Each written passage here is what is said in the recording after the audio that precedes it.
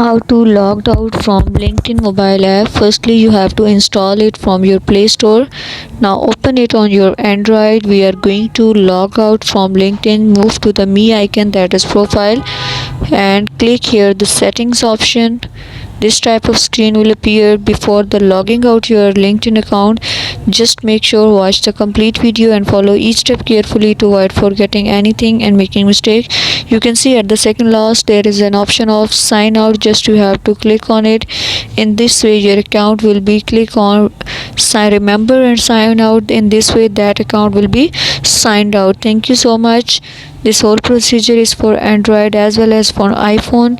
Please consider showing your support by commenting, liking, sharing, and subscribing to our channel for more valuable content in the future.